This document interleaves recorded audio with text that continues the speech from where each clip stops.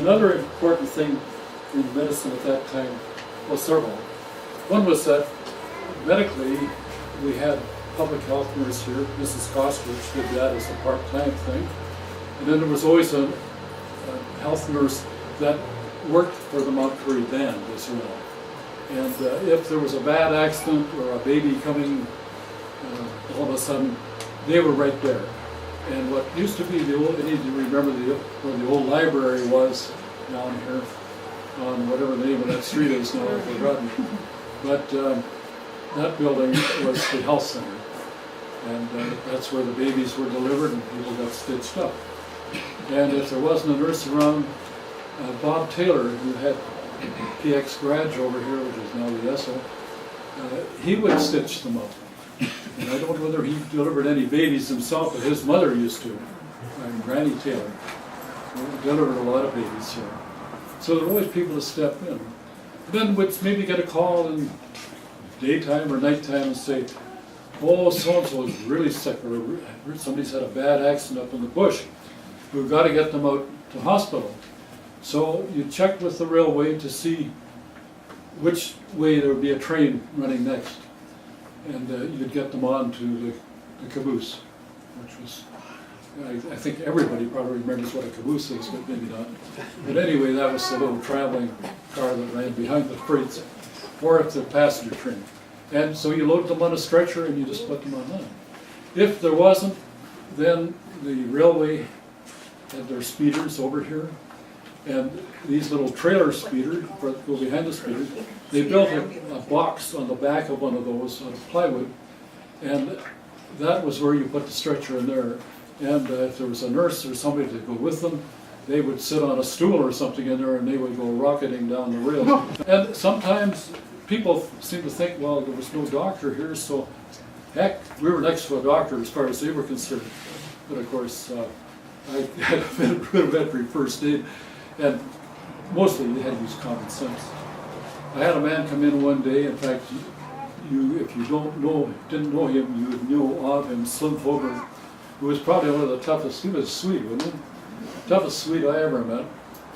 And although he had all kinds of arthritis in his feet and a lot of toes removed, he had trouble walking, but you never hear him complain.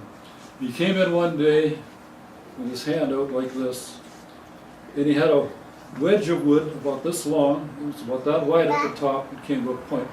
And it went into his hand here and it was poking out the back. He says, get this out for me. Well, what do? You have to. So anyway, he was tough. He just hung out of the side of the counter, and I got a pair of pliers and I yanked it out. And it's what you had to do. And poured some dead all over. That was the medical treatments in it.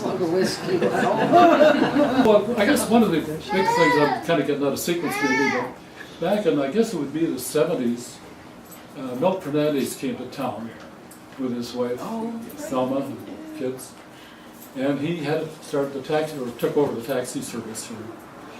But then he decided we really needed an ambulance here, so he brought in an ambulance.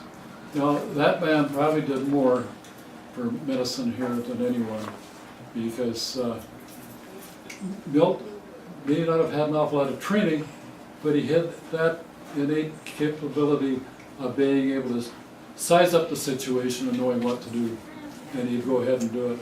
And he probably saved a lot of people a lot of anguish. I know he took members of our family out at different times to the coast, and very close calls, and I have to really hand it to Milt. He did a lot. And then, of course, we had the fire department here, so Milt had a bit of fire training, so he got interested in that and became the chief. And he probably put our fire department in the modern age. Wouldn't you think, Shirley? Yeah. And I have to give Milt a lot of credit. He did an awful lot for this community, and largely unsung, but he really did. And then the first,